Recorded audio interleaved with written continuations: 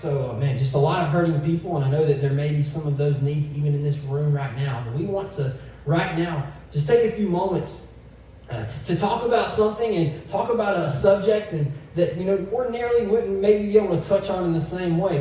But today is June 14th.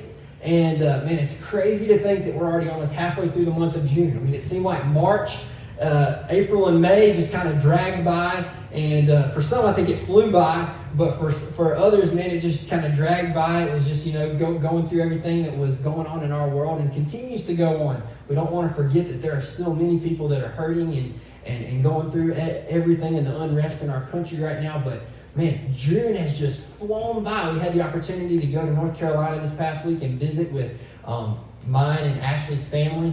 I had a little mini family reunion where my sister and her son came in from Tennessee, so all of the McNeese grandchildren are together.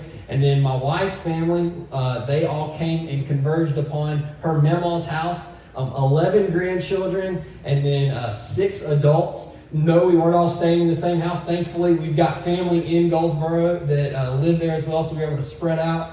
But when everybody was there for mealtime and playtime, it was pandemonium. And so I'm just happy to be back at my house, with a family of 4 where there aren't, 11 children just running around, drinking your drink when you set it down for a second or eating your food when you set it down. And so we are so grateful for you guys being here today. And June 14th is a holiday. It is not a federally recognized holiday, but it is a holiday known as Flag Day. In 1916, President Woodrow Wilson recognized and made it known that from that day forward, June 14th would be known as Flag Day to commemorate the flag that we all know as the Stars and Stripes, the United States flag. And it has gone on to be a symbol of so many different things. And it represents the sacrifice that many have made for our freedom. And may we never forget the sacrifice that was made. And may we never take for granted the freedoms that we enjoy here in this great country. And as I think about flags can be so many different things. In fact, I was able to see a flag that, one day I hope to have this in my yard, but at this point I can't have that because my mom had a flag on her flagpole outside of her house when we got there, and it said in very bold letters, "Grandkids spoiled here."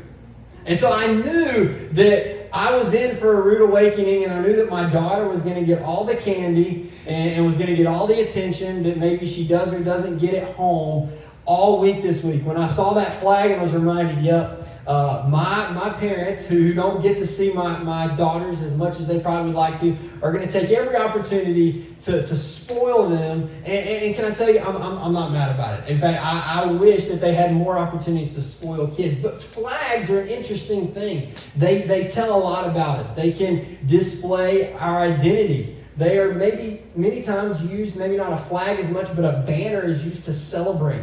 I go to my favorite college, the University of North Carolina at Chapel Hill, UNC Tar Heels. I go to the Dean E. Smith Center there in Chapel Hill, and I look up in the rafters when I'm able to get back home and go to a ball game, and I look in the rafters and I see banner after banner after banner of successes that the team has had through the years.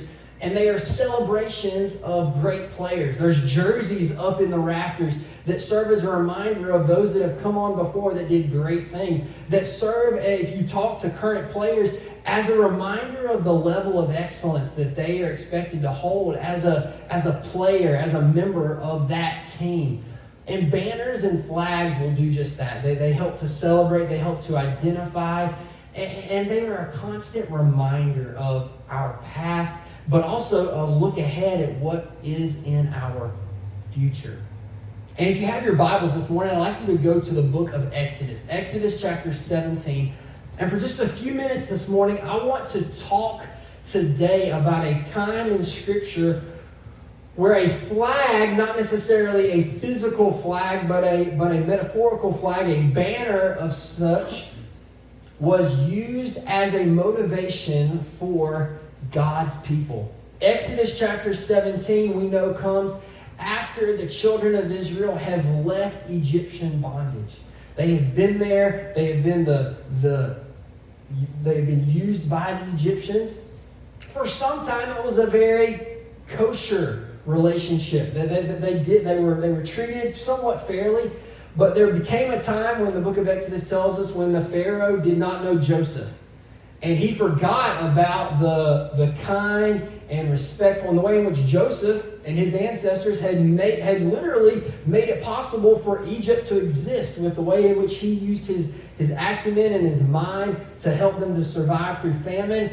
And the Egyptians began to take advantage of the Israelites that were living there in their land, and they took them as slaves, and they forced them to do all types of manual labor. We go to we go to Egypt today, and we can see some of the remains of what was done in those days, and the great buildings that were erected and were made there. And time has now passed. They have left Egypt. God allowed them to escape the bondage of Pharaoh.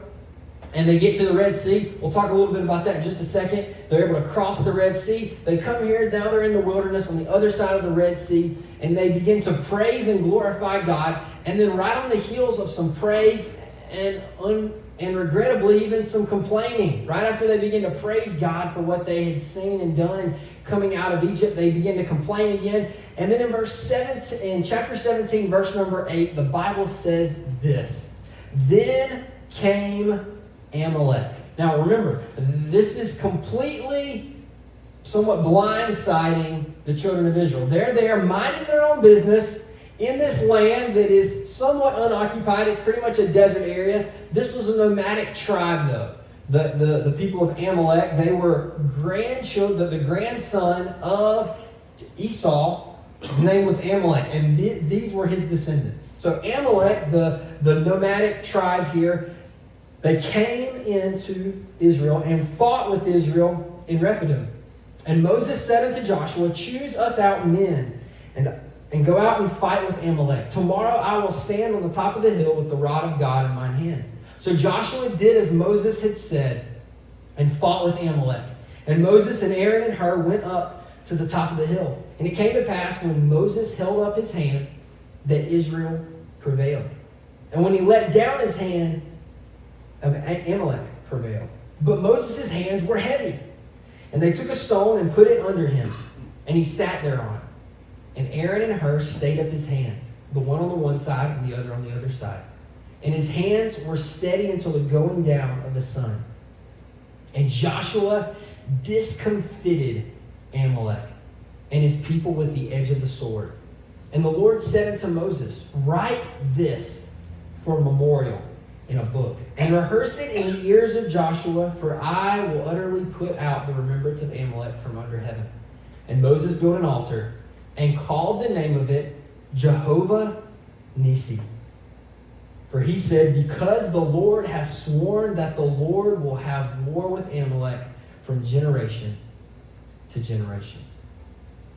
This morning, as we think about the words of this passage, the phrase "God is our banner" is something that I could not get away of. As I read through this passage and as I studied and thought about what it was here, I thought about that phrase, "God is our banner."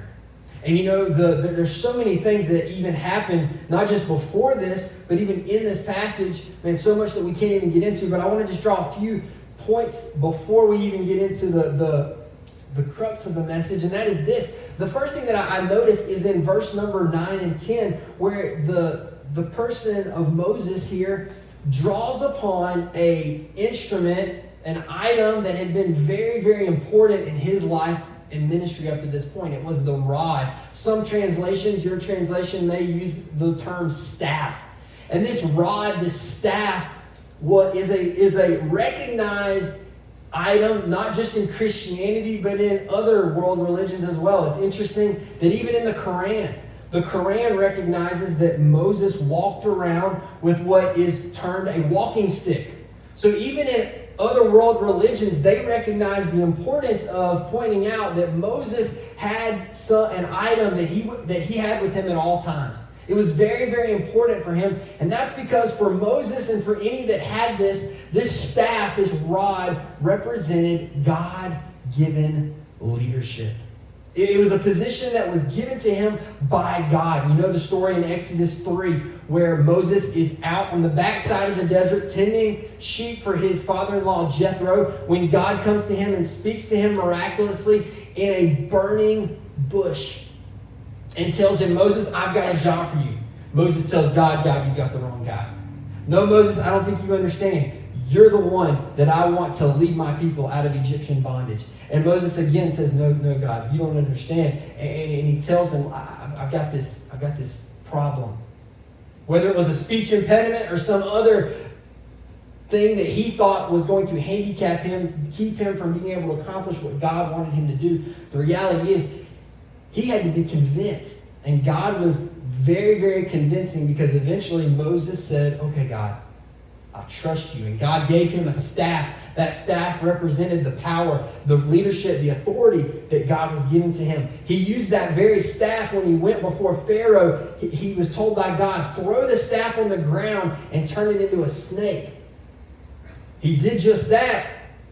And then the Pharaoh had his sorcerers come in. They were like, oh, that's cool, but we can do that too. They took staffs and they threw their staffs down on the ground. They turned to snakes. But the story's not done yet. Because what they didn't realize is God's power is greater than man's power. Because Moses' snake, Moses' serpent went and did what? Ate up the serpents of the sorcerers. And then what does Moses do? Just to show that this was something that was of God, he took the serpent, grabbed it, and in true Hollywood special effects fashion, what happens? It turns right back into a staff. I mean, what an amazing, amazing thing that had to be. But that wasn't the end for that staff, that rod. No, they go before the Pharaoh. He says, "Get out! Get out of the land." After the death of the firstborn, the death angel comes through, and they're standing there on the banks of the Red Sea. And what does he do? He raises the staff over the water, and it's God's power, God's authority that splits the Red Sea. And they walk across on dry ground. It's that very staff that Moses holds in his hand. What is he holding? He's holding, yes, God's authority, but he's also holding the memory of times in his past when God was there for him to protect him, to guide him and lead him when he thought things were impossible. It was an impossible ask to get out of the bondage of Egypt, but God was able to see them through that. But notice as we continue on here, we see that some things begin to happen.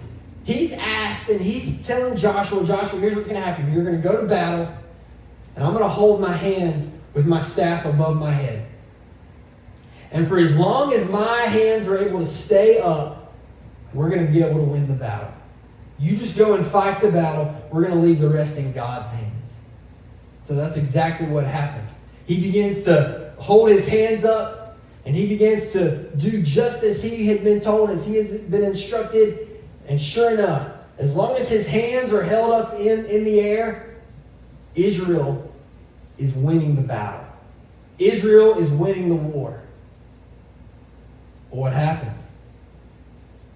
I've read many commentators that said, but Moses was an older individual, and so his stamina could not hold up. I just want to be honest with you. I don't care if Moses was old, young. It's hard to hold your hands up. Battles don't just end like that. Some of them can, but your normal battle is going to carry on for minutes and hours.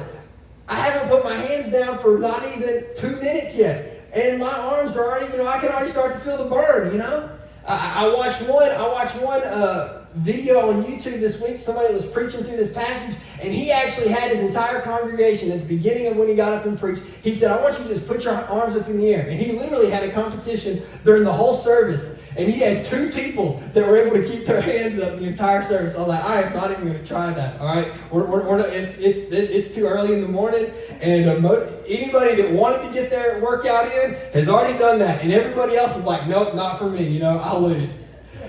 But here's the thing: whether Moses was an old man, a young man, that took some strength.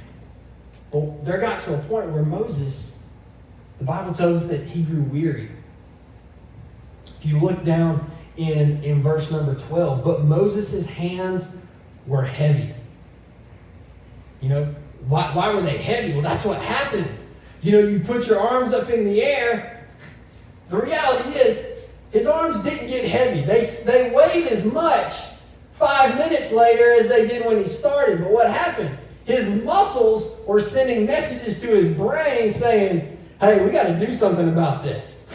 These arms don't feel as easily, it doesn't feel as good lifting after 5 minutes, 10 minutes, however long it was, as they did when we first started. And that's where that idea of his arms getting heavy, he was getting tired. And I want to say this before, again, we get into the meat of the message is this. Physical fatigue is going to happen in the lives of everybody.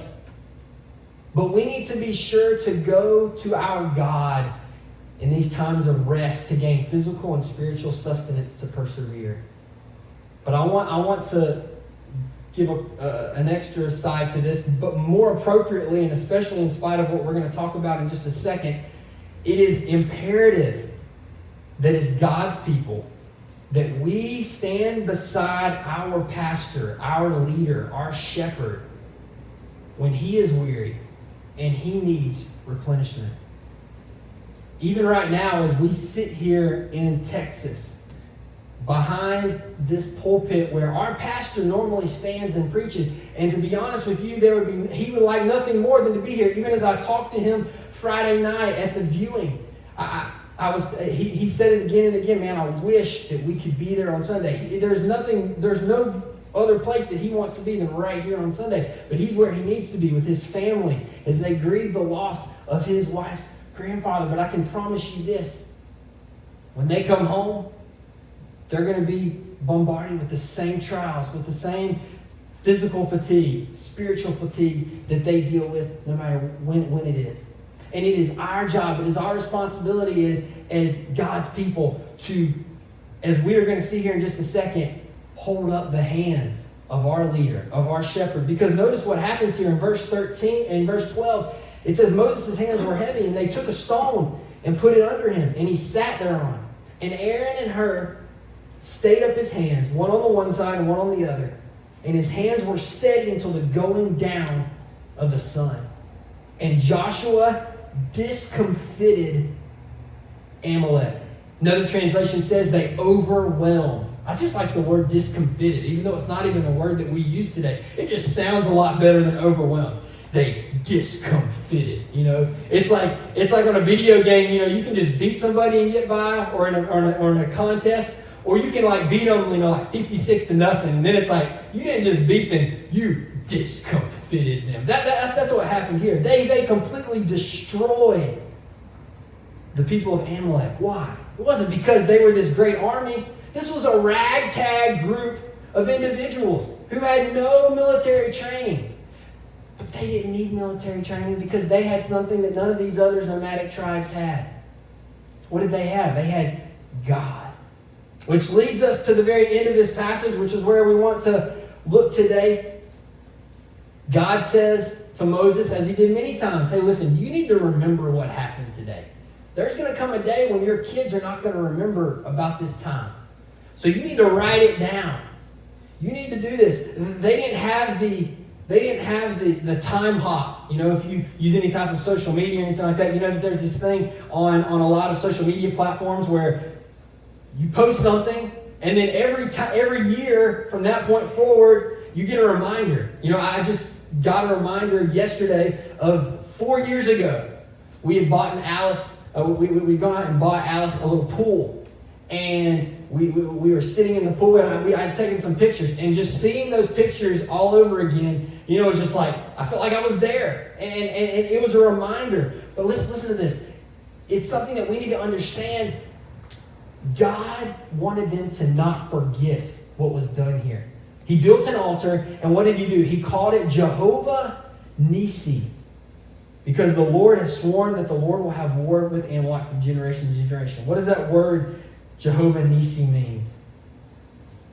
The Lord is our banner, or the Lord is our flag. What what do we need to learn? What do we need to see when we understand the fact that God is our banner? Remember, we talked a few minutes ago that banners do several different things. That they help us to celebrate and commemorate things that have been done in the past. They help us to identify who we are. Think about my mom. She was not ashamed to identify as being a grandma who spoils her grandkids. That's why she proudly displayed the flag, grandkids spoiled here. Those that have teams that they pull for, they'll have a flag maybe outside of their house, and they're proud to display. You go to a stadium, you see the banners of all the accomplishments that they've done. They're not ashamed to show what they've done. But here's what we need to understand today is that God is our banner. He will fight for us.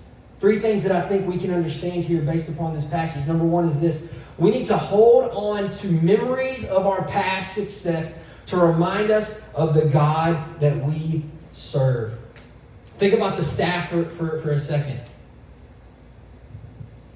If Moses was anything like me, even things that are very, very important to me, I have the ability to lose track of if I don't remember how important they are. I'll set them one place and won't remember where I set them. But that staff represented the authority, the power of God on his life. It had done many things. Every time he held that staff in his hand, he could think back to the time that he was standing in Pharaoh's court. He threw that staff down and it turned to a serpent. Gobbled up the other sorcerer's serpents and then lifted it back up.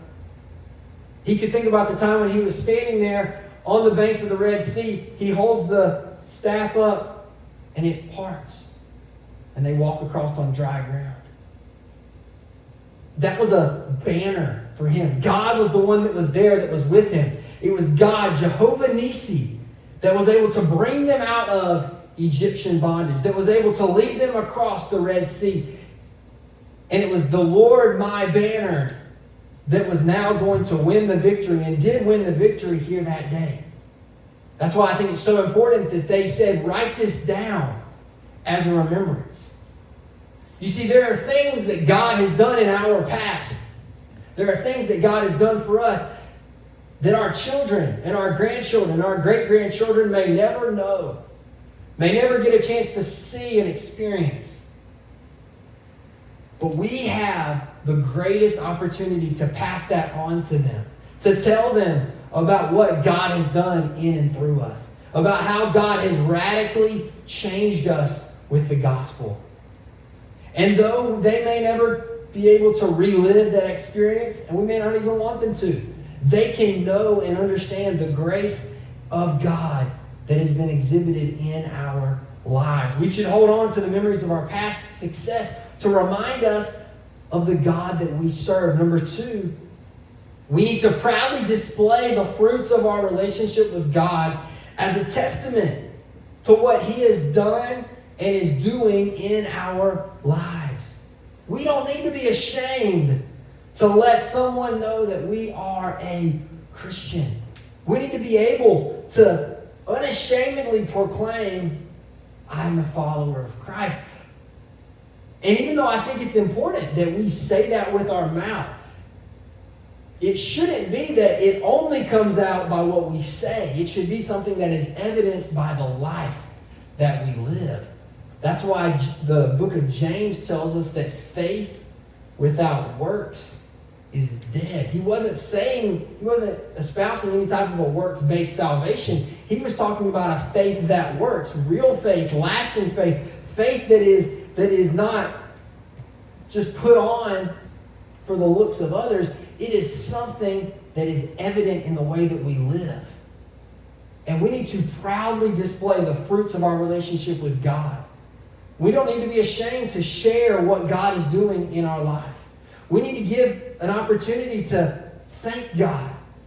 Tell someone, hey, let me tell you what the Lord has been doing in my life. Let me just brag for a second about what God has done for me. There doesn't need to come a time when we fail to do that. Man, if for no other group, we need to do that with our families. We need to be faithful to tell our kids. We need to be faithful to tell our grandkids about what God has done and God is doing in our life. Let it be a testament of our identity. That's who we are. We are a child of God. And then the last thing that we see this morning is this. We need to be constantly reminded of the potential that we have through faith in God. As they stopped there and remembered and memorialized what was happening here, there is no doubt that the children of Israel understood what was in their future. They knew that this was not the last battle that they were going to have to fight. They knew that this was not the last time that a nomadic tribe was going to approach them and they were going to be forced into battle. But what they and all of their children were able to see is that the potential that they had to win, and not just win, as we've already said there, to completely discomfit and overwhelm the armies that come along their way, they could look to the Lord our banner. The Lord my banner. Jehovah Nissi. My question for you today is this. What are we looking to? Are we looking to our past successes in business, our past successes in our personal life and our personal relationships to get us through? Are we looking at the fact that, man, we just survived. We just made it. And can I tell you, I have those days where I'm just happy to get through. To be honest with you, completely honest with you, yesterday was one of those days for me. We left my parents' house at 9:30 Eastern time, landed here in Houston right around 4:30 Central time in the afternoon. Having, 2 kids, 4 and under, on a plane. The first flight was only about 40 minutes. The second flight was about, 3 hours. I was just happy to be home. No big bumps along the way. But can I tell you, we need to make sure that along the way that we don't forget the God that has brought us through, the God that has been there for us, Jehovah Nissi, the Lord our banner. As we go into battle, spiritual battle, as we go into physical battles, we go to that doctor's office and we know that the prognosis does not look good. We know that what is in our future is not going to be easy. We can cling to the promise of this chapter and know that He is Jehovah Nissi, the Lord my banner. He was that for Moses. He was that for those that stood by Moses and was able to metaphorically and physically hold up the hands and stand by their leader. May we as God's people, every time that our man of God, our pastor comes up here and preaches the word, may we, both in spoken word and in our prayers, be lifting him up, praying for him, asking God to protect him from temptation, asking God to help him as he studies and he encourages us on a week-by-week basis. May we hold up the hands of our Moses, of our leader, because we know that that is the way in which God's power is manifested in our lives. We need to proudly display our identity, the fruits of our relationship with God, and be constantly reminded of the potential that we have through faith in God. I look at the flag of our country, and it brings back to me memories of times in my life when I've been able to meet individuals that have sacrificed of themselves. Friends that I've had that have left their families for months and even years at a time to go and fight for our freedom. It's a constant reminder that what I have and what I enjoy here in this wonderful, awesome country, the greatest country in the world, is not free, and it had a cost. It's a constant reminder of that. And may we understand that the faith that we have is not something that came by accident. No, it was something that had a high cost. It cost Jesus his life for mine. And it's that banner, it's that flag that we need to proudly proclaim that Jesus saves all mankind, no matter what the race, religion, background may be. Jesus came to save sinners. And as Paul said, of whom I am chief. God is our banner. Let's pray together this morning.